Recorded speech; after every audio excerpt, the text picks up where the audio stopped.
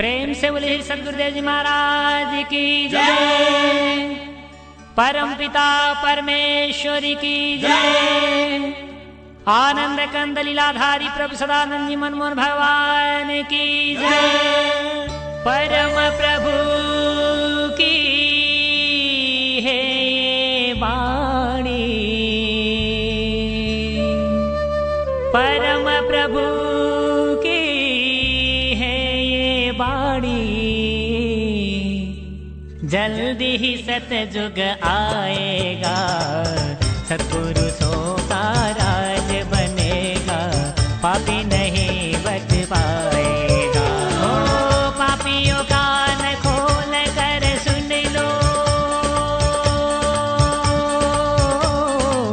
पापियों का कान खोल कर सुन लो, पाप छोड़ कर धर्म पकड़ लो, तभी तू रहने पाएगा, सत्पुरुषों का राज बनेगा, पापी नहीं बच पाएगा। उन्हीं की कलम ने तो तारकासुर पे खामे लिखा है, उन्हीं की कलम ने तो मारीच सुबह खड़ दूसरा तीसरा रावण को मुकर्ण मेघनाद भी लिखा है। ये सब रामे जी थे। सबको श्री राम देख रहे थे, तो इन लोगों को राक्षस किसने लिखा, राक्षसिन किसने लिखा? जब उनको सब श्री राम दिखाई दे रहे थे, तो राक्षस राक्षसिन किसने लिख दिया? तो ऐसे शब्द बोल करके बर्बाद कर देना, समाज को नाश तक पहुंचा देना नहीं बोलना चाहिए। तो ये तो था सोहंग वाला, सोहंग सब में ये है। अब सोहंग को सियाराम घोषित कर दिया, सर्वनाश कराने लगा। सोहंग सियाराम है, उनसे पैदा हुआ बच्चा है, उन्होंने पैदा हुआ ये बच्चा है सोहंग।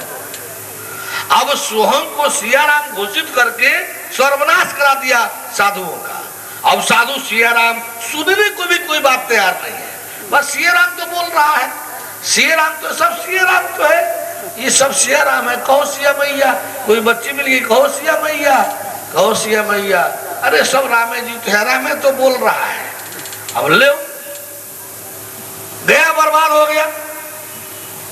तुलसी की एक लाइन हजारों लाखों साधुओं को ले गई।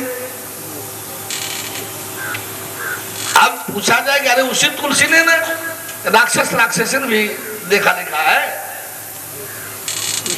तो इस तरह से बड़ी विचित्र है, कहीं कहीं एक एक पंक्तियां इतनी प्रभाव खो जाती हैं।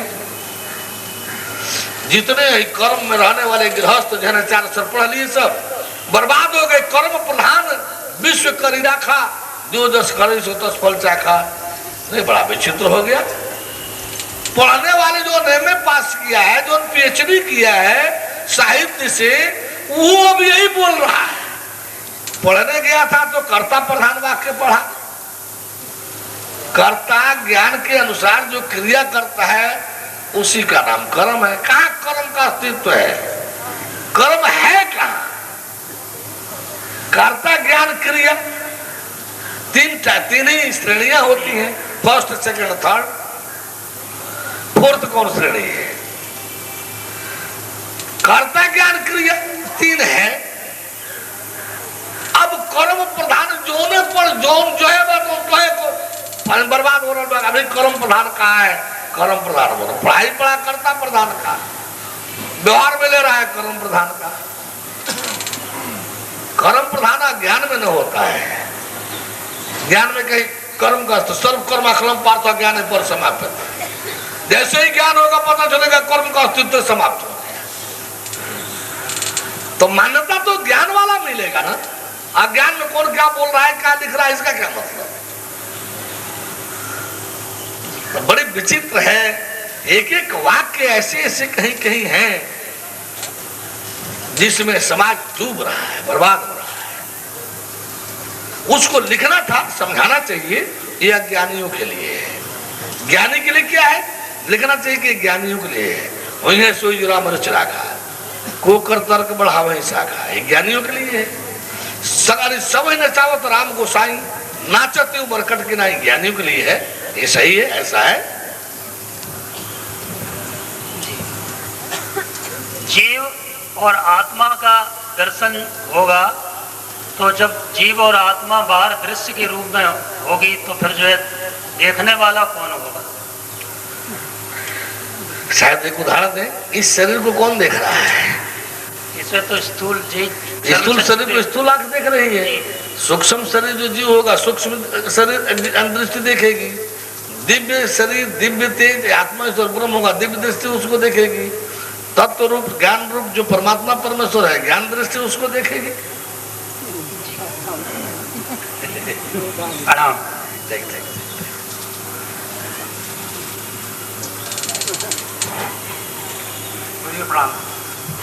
गीता में है कि उसमें लिखा गया, अर्जुन ने, कृष्ण ने अर्जुन को उपदेश दिया है जो ज्ञान योग कर्म योग। ये ज्ञान योग कर्म योग क्या है? ये जो है संसार शरीर के बीच जो है, शरीर तक एक कर्म क्षेत्र में आता है। जीव और आत्मा के बीच का जो विषय विधान है वो योग में आता है।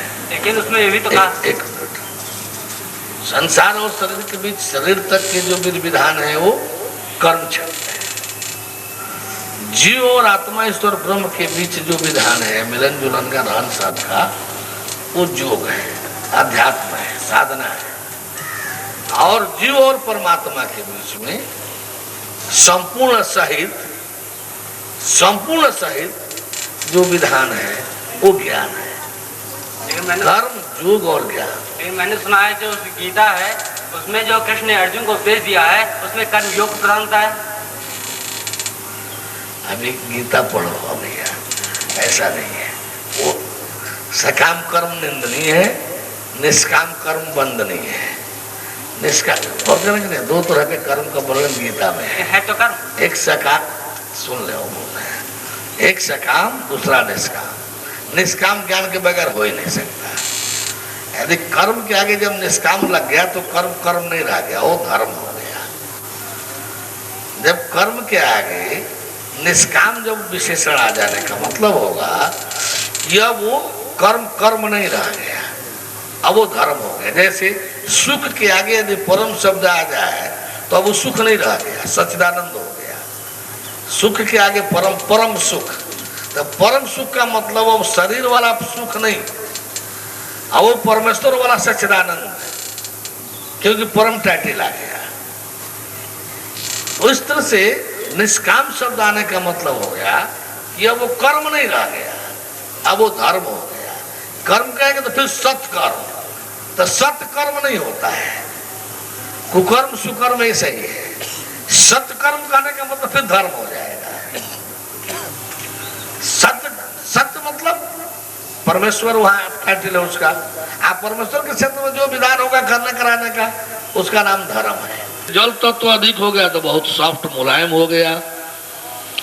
किसी में वायु तत्व की मात्रा अधिक हो गई तो बहुत हल्का हो गया, आसमान में उड़ने लगा। किसी भी अग्नि तत्व की मात्रा हो गई तो बहुत तेजमान हो गया। यानी जिस तत्व की प्रधानता जिसमें आई वो जो है उसमें प्रमुखता दिखाई दे रहा है। दो प्रकार की कुल वस्तुएं संसार में बने। इन पंच पदार्थों से हम बोल रहे हैं यहाँ, लेकिन देखिएगा आप लोग समाज में दो प्रकार की वस्तुएं समाज में उत्पन्न हुई इन पंच पदार्थ तत्वों से। ये सुनना समझना जरूरी है। प्रैक्टिकल में इसको हम लोग देखेंगे, यहाँ देखे रहेंगे तभी वहां पकड़ में आएगा। यहाँ जाने समझे रहिए ताकि वहां पकड़ने में सहूलियत सुविधा हो। यहाँ जाने समझे रहेंगे तो वहां पकड़ने में सहूलियत रहेगा। तो ये जो है पंच पदार्थ पहले उत्पन्न हुए, पंच शक्ति से पंच पदार्थ उत्पन्न हुए क्रमशः, और तत्पश्चात जो है इन पंच पदार्थों के मेल से आपस में दो प्रकार की वस्तुएं उत्पन्न हुई, जिसे सब लोग जानते पढ़ते हैं, निर्जीव और सजीव। निर्जीव और सजीव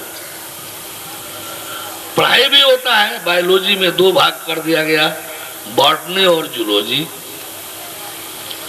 बॉटनी वैसे तो निर्जीव वाला सीधे उसमें चला जाएगा, बायोलॉजी तो ये दोनों को सजीव वाला मान लिया गया, निर्जीव वाला तो चला गया ये फिजिकल में, भौतिक विज्ञान में, रसायन विज्ञान में।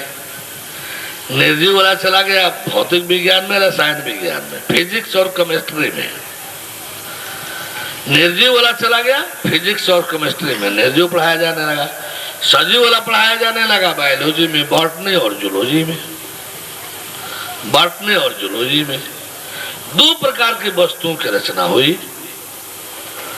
एक पूर्णतया एटॉमिक सिस्टम, मॉलिक्यूल सिस्टम पर, आणविक पद्धति पर।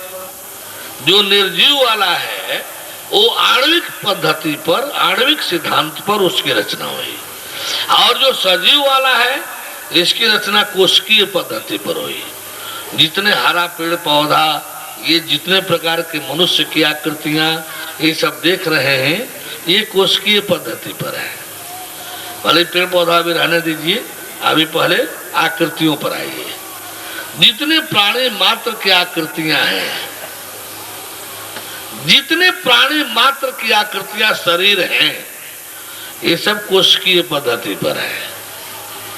और जितने ये लोहा है, पत्थर है, तांबा है, कांसा है, सोना है, चांदी है, सोना है, हीरा है, पन्ना है, जवाहर है, नीलम है, ये सब जो है एटॉमिक यानी मॉलिक्यूल सिस्टम पर है, अणु सिद्धांत पर है। यानी अणु इसका सूक्ष्म कण है और अणु के माध्यम से इनकी रचना है। अंतिम कण इनका सूक्ष्म क्या है? अणु।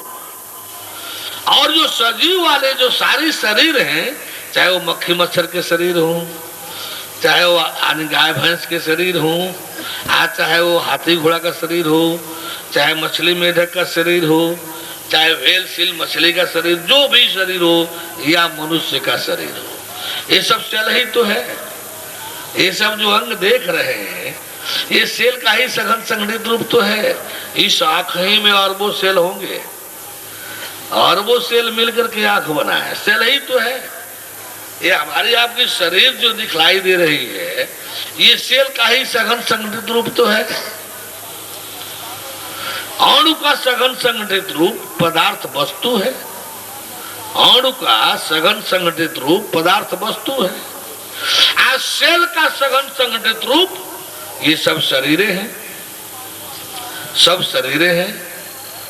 गौर कर रहे हैं कि नहीं कर रहे? अब सवाल ये उठता है कि सेल और अणु और कोष ये दोनों एक में कैसे काम करेंगे, कैसे जुड़ेंगे?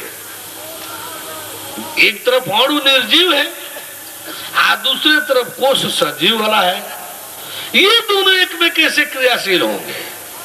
तो इसके लिए ये पेड़ पौधा हरा जो है ये बना, ये अर्ध कोशिकीय अर्ध आणविक है। ये पेड़ पौधे जो हरे हैं अर्ध कोशिकीय अर्ध आणविक अर्ध कोशिकीय हैं। जब तक इनमें हरियाली है, जब तक इनमें हरियाली है तब तक ये कोशिकीय है। जब तक इनमें हरियाली है तब तक ये कोशिकीय है। आज जब इनको काट दीजिए, जड़ से काट दीजिए, जब ये सूख गए तब ये आणविक हो जाएंगे, तब ये कोशिकीय नहीं रह जाएंगे, तब ये आणविक हो जाएंगे। तो अर्ध आणविक अर्ध कोशिकीय इनकी रचना है। पूर्णतया कोशिकीय शरीर है सब प्राणियों की, और पूर्णतया आणविक सारे निर्जीव पदार्थ हैं। लोहा, तांबा, कांसा, पीतल अरे सभी पदार्थ, सोना चांदी, ये निर्जीव वाले। इसी तरह से एक अर्ध कोशिकीय, ताकि दोनों का मेल सेल अणु से मिल सके, ये मिलाएगा, और अणु सेल से मिल सके। तो सेल से बनी हुई जो आकृतियां हैं, अब ये पंच भौतिक पदार्थ के माध्यम से शक्ति का, ये शक्ति की जिम्मेदारी था, शक्ति की जिम्मेदारी थी परमेश्वर की तरफ से इस सृष्टि की रचना करना। क्रमशः पंच पदार्थ और पंच पदार्थों से 2 तरह की, निर्जीव सजीव। निर्जीव सजीव में एक अर्ध जैविकी, एक अर्धकोश की, अर्धाण्विक। अब पूर्णतया जो कोश की है, ये जो शरीर है, ये तो कोश से बनी। अब सवाल है कि ये भी है इसी में से, पदार्थगत में से ही है।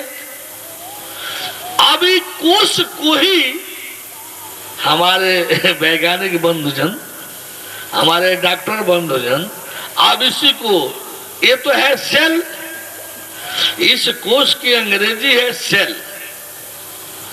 अब इसी को लोग सेल्फ मान करके पढ़ा रहे हैं, पढ़ते हैं शरीर विज्ञान, नाम है जीव विज्ञान, जूलॉजी। पढ़ते पढ़ाते हैं शरीर विज्ञान, नाम है जूलॉजी, जीव विज्ञान। जीव इनको लोगों को पता है क्या, जीव क्या होता है? किसी डॉक्टर को पता है क्या जीव क्या होता है? वैज्ञानिक को पता है क्या कि जीव क्या होता है? अब इन लोग को ये भी अंतर नहीं समझ में आ रहा है। अंग्रेजी के लोग खूब जानकार हैं, हम लोगों को तो कुछ आता ही नहीं अंग्रेजी, दो चार शब्द भी अंग्रेजी कुछ नहीं आता, भाषा तो हमको आता ही नहीं है। अब इन लोगों को ये भी नहीं समझ में आ रहा है कि सेल और सेल्फ में अंतर होता है। खूब अंग्रेजी के जानकार है, सेल भी जानते हैं, सेल्फ भी पढ़ते होंगे। जीव की अंग्रेजी सेल्फ है, सेल्फ, सेल नहीं। सेल तो कोश है, सेल की हिंदी कोश है, सेल्फ की हिंदी स्व, अहम। जीव, स्व, अहम, रूह, सेल्फ। सेल्फ क्या है? जीव है, स्व है, अहम है, रूह है, वो सेल्फ है, सेल नहीं। सेल जो है जीव नहीं है। इस सेल के आधार पर सारे दुनिया में नोबेल प्राइज भी बन गया इस पर कि हर पदार्थों में जीव रहता है, हर पेड़ पौधों में जीव है। क्यों भाई? सेल है, सेल माने कोश होता है। आपकी शरीर जो है इतनी विशिष्ट विचित्र संरचना है, इसमें 5 प्रकार के कोश हैं। इसमें कोश माने खजाना, कोश माने खजाना। क्यों? ऐसा ही है कि नहीं? कोषागार, हर जिला में कोषागार है, जिला की व्यवस्था के लिए कोषागार है, जिसके माध्यम से डीएम जो है जिले का संचालन व्यवस्था कराएगा। तो सेल माने होता है कोश, कोश माने खजाना। आपके शरीर में, आपके शरीर के जो सेल्स हैं ये 5 भागों में है। ये डॉक्टरी पकड़ में या बायोलॉजी जूलॉजी की पकड़ की चीज नहीं है, ये जूलॉजी नहीं पकड़ेगा। इसमें 5 प्रकार के सेल हैं। अन्नमय कोश, अन्नमय कोश, प्राणमय कोश, मनोमय कोश, विज्ञानमय कोश और आनंदमय कोश। 5 प्रकार के खजाने हैं इसमें। सपोज करें आप ऐसे क्षेत्र में पहुंच गए जहां कोई अन्न आपको ना मिले, तो इसमें अन्नमय कोश है, आप उस कोश का प्रयोग कीजिए। जब आपका पैसा नहीं है तो जो जमा है उसमें से निकाल करके प्रयोग कीजिए। तो जो इसमें जो जानकार आप होंगे तो इसमें जो अन्नमय कोश है उसका प्रयोग करके आप कुछ दिन जीवित रह सकते हैं। मान लीजिए अन्नमय कोश का खात्मा हो रहा है तो तुरंत उसी के लिंक में चेन सिस्टम पर प्राणमय कोश है, आप उसका सहारा लीजिए, वो भी आपकी गाड़ी कुछ दिन आगे बढ़ाएगा। सपोज करें आपको ऐसा कुछ नहीं मिल रहा है, प्राणमय कोश भी खत्म होता जा रहा है, खजाना खत्म हो जा रहा है, तो फिर मनोमय कोश का सहारा लीजिए, वो आपके अन्य जीवन को कायम रखेगा। सपोज कीजिए मनोमय कोश भी आपका समाप्त होने की स्थिति में है, तो तुरंत विज्ञानमय कोश का सहारा लीजिए। ये विज्ञानमय कोश जो है सीधे ईश्वर से संबंधित है, ये जल्दी खत्म नहीं होगा।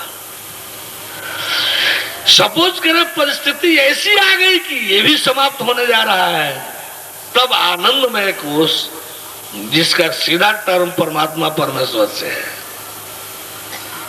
वो कभी खत्म नहीं होगा जब तक वो आपको जीवित रखना चाहेगा। उसका प्रयोग कीजिए। तो ये जो 5 प्रकार के खजाना, सेल में भी कोष में भी ये 5 प्रकार खजाने हैं। डिटेल्स जाने के लिए फिर फुर्सत नहीं, यानी इस समय नहीं है, हम लोग मूल विषय पर चलेंगे। इसका एक अलग क्लास ही है सेल पर, वो कोष पर। बोले परम प्रभु परमेश्वर की। तो ये कोशिकीय जितने भी किसी प्राणी मात्र की शरीर है, पूर्णतः कोष है। अब डॉक्टर इसी को एक कोष है। देखिए रोज आप ये सब डॉक्टर पढ़ते पढ़ाते हैं, ये हाथ पांव सब क्या है, ये सेल से ही बना हुआ है, सेल ही है। ये सारे हमारे आपके हाथ पांव जो है क्या है, ये आंख नाक मुंह कान सेल ही है। आप इन डॉक्टर साहब जी लोगों से पूछा, ये सेल ही जब जीव है, तो ये जीव जो इसमें जो बोल रहा है, ये हम मैं की जो आवाज आ रही है, जब ये जीव है इसमें, ये सेल जीवित है। जब कुछ मरता है तो कुछ पैदा हो जाता है, मरता है तो पैदा हो जा रहा है। लाखों करोड़ों अरबों सेल नित्य प्रति आपके मर रहे हैं, तो ऐसे बन भी रहे हैं, मर रहे हैं तो बन भी रहे हैं। इसलिए मरना बनना आपको पता ही नहीं चल रहा है। घर का एक कोई मरता है, बिल्ली तोता मरता है तो अफसोस घर में छा जाता है। रोज करोड़ों लोग मर रहे हैं, कोई अफसोस नहीं है। रोज करोड़ों लोग मर रहे हैं। घर में कोई संतान पुत्र पैदा हुआ, खुशहाली मनाने लगे। करोड़ों पुत्र रोज पैदा हो रहे हैं, कोई खुशहाली नहीं। करोड़ों लोग रोज मर रहे हैं, कोई गम नहीं। करोड़ों लोग रोज पैदा हो रहे हैं, कोई खुशहाली नहीं। जब अपने घर का बिल्ली तोता मरेगा तो गम हो जाएगा। अपने आपके घर में जब बच्चा आएगा तो खुशहाली होने लगेगी। दुख सुख, सुख दुख में तो आपका जीवन ही है। बोले परम प्रभु परमेश्वर की। थोड़ा गाड़ी और तेज कर रहे हैं, क्या हम लोग एक्सप्रेस नहीं बनेंगे ना, तब इसे पकड़ में नहीं आएगा। थोड़ा सा तेज होकर के पकड़ने का कोशिश करें मूल विषय को जो है, फिर आगे देखा जाएगा। तो इस प्रकार से ये कोष के शरीर बन गई। ये सृष्टि की शक्ति की अंतिम रचना है मानव शरीर। ये सृष्टि की शक्ति की अंतिम संरचना है मानव शरीर। अब यह शक्ति का काम पूरा हो गया। शक्ति का काम आकृतियों में बनाते वस्तुओं में बनाते 2 प्रकार के वस्तु, इसीलिए वस्तु और व्यक्ति 2 प्रकार। निर्जीव वाले को वस्तु कह दिया गया, सजीव वाले को व्यक्ति कहा जाएगा। वस्तु और व्यक्ति, सारी वस्तुएं मिलेंगे 2। और डिटेल्स चलेंगे तो इसमें और आएंगे, यानी और आगे बढ़ेंगे, इसमें मशीनरी हो जाएंगे, तो इसमें पावर में भी अंतर होता जाएगा, जो जानकारी होती जाएगी। हम लोग थोड़ा आगे बढ़े। जब शरीरों की संरचना हो जाती है तो फिर आप वहां चलिए। शक्ति ने तो अपना कार्य पूरा कर दिया। अब जो आत्मा ईश्वर ब्रह्म वहां छूटा था, जो शक्ति छोड़ करके चली थी, अब उस आत्मा ईश्वर ब्रह्म की ड्यूटी होती है उनको जगा देती है। कहेंगे कि रोज उपस्थित रहते हैं, 10-11 तारीख को तो आसन में बैठ लेंगे, सहज हो जाएंगे। जब शरीर को लूंज पूंज करेंगे तो सुस्ती आएगी। पहले तो ये विषय ही है वैसा होने के लिए, थोड़ा गहन विषय है। बोले परम प्रभु परमेश्वर की। जब शरीर की रचना पूरी होती है माँ के गर्भ में, 80 से 90 दिन लगभग लगता है इसे शरीर की रचना होने में। अब जब ये शरीर तैयार होती है तो इसमें वो जो आत्मा ईश्वर ब्रह्म था, जो परमात्मा परमेश्वर से प्रकट होकर पृथक हुआ था, जिससे तेज जो है, शक्ति जो है पृथक होकर के सृष्टि संरचना करने लगी। अब वो आत्मा ईश्वर ब्रह्म जो है आकर के इसमें प्रवेश करने की बात आई, वो इसमें प्रवेश किया। तो एक आत्मा क्यों क्षीण हो गया, शक्तिहीन हो गया? वो था तो ब्रह्मांड को आत्मा ईश्वर ब्रह्म, वो था तो आत्मा ईश्वर ब्रह्म, एक महान सत्ता, एक महान सत्ता। आत्मा ईश्वर ब्रह्म एक महान सत्ता था। बुद्धेर आत्मा महान परम, ये आत्मा जो था महान था, महान। ये आत्मा ईश्वर ब्रह्म एक महान सत्ता था। लेकिन जितनी शरीर की रचना हुई थी, जितनी आकृतियां शक्ति बनाई थी, एक साथ उसको सब में प्रवेश करना था, एक साथ उसको सब में प्रवेश करना था। इसलिए अंशवत हो गया ना, एक मामूली हो गया, बिखर गया। वो जो महान सत्ता शक्ति, महान सत्ता था, वो एक साथ सभी प्राणी मात्र में प्रवेश करने के नाते अब वो सत्ता, वो क्षमता, सामर्थ्य नहीं रह गया। वो विघटित होकर के, अंशवत होकर के सब में प्रवेश कर गया। अब सब में प्रवेश कर गया तो एकदम बिल्कुल नाचूज जीव रूप में परिवर्तित हुआ। तो माया की थी में अब जब इसमें प्रवेश किया तो फिर सत्ता नहीं रह गया। इसमें माया ने ऐसा जुगाड़ बैठाया है, बनाया है, इसमें माया ने ऐसा जुगाड़ बनाया है कि कल के क्लास में उसको लूंगा, थोड़ा उसमें समय लेना जरूरी होगा। ऐसा इसमें स्थिति बनाई है कि आत्मा ईश्वर ब्रह्म जो महान है, जो एक ट्रेमेंडस फोर्स है, वो आकर के इसमें जुड़ जाएंगे, इसमें कंज्यूम हो जाएंगे। फिर आकर के यानी दो पोर्शन है आपके शरीर में। अरे यार लाकर रख दी, फिर लाकर के एक सामने लटका दिया। बोले परम प्रभु परमेश्वर की आज ही और कल दो तो दिन है। थोड़ा सा गाड़ी ले चले ना अभी, क्यों ले चले थोड़ा। बोले परम प्रभु परमेश्वर की, परम प्रभु परमेश्वर की। तो अब जो है आपके इस पिंड में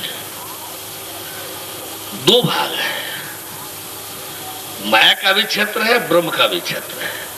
जैसे इस ब्रह्मांड में दो भाग है, माया का क्षेत्र, ब्रह्म का क्षेत्र। इसमें परमात्मा, ब्रह्मांड में ही परमात्मा नहीं रहता है, इस ब्रह्मांड में ही परमात्मा नहीं मिलेगा। तो परमात्मा तो संपूर्ण ब्रह्मांडों का मालिक है। जितने ब्रह्मांड है, ब्रह्मांड नाम क्यों पड़ा? एक ब्रह्म शक्ति का कार्य क्षेत्र, जैसे जिलाधिकारी, जिलाधीश नाम था। जिलाधीश माने एक जिला का मालिकान डील करने वाला। जिला माने एक जिलाधिकारी का अधिकार क्षेत्र, कार्य क्षेत्र जहां तक हो जिला है। दोहरी परिभाषा। जिलाधीश माने एक जिला का अधिकार क्षेत्र जिसके अंदर हो वो जिलाधीश है। अब जिलाधीश नाम हट गया, अब जिलाधिकारी हो गया। तो पूरे जिला के व्यवस्था रक्षा की जिम्मेदारी जिस पर हो वो जिलाधिकारी है। जिला क्या है? एक जिलाधिकारी का अधिकार क्षेत्र जहां तक है, कार्य क्षेत्र जहां तक है, वो जिला कहलाएगा। जिला और जिलाधिकारी, जिलाधिकारी वे जो जिले का अधिकार क्षेत्र जिनमें हो और रक्षा व्यवस्था का, और जिला क्या है? तो एक जिलाधिकारी का कार्य क्षेत्र, अधिकार क्षेत्र जहां तक हो वो जिला है। उसी तरह से ब्रह्मांड क्या है? एक ब्रह्म शक्ति का अधिकार क्षेत्र, कार्य क्षेत्र जहां तक हो वो एक ब्रह्मांड है। परम प्रभु की है वाणी, प्रभु की है ये बाणी, जल्दी ही सतयुग आएगा, सतगुरु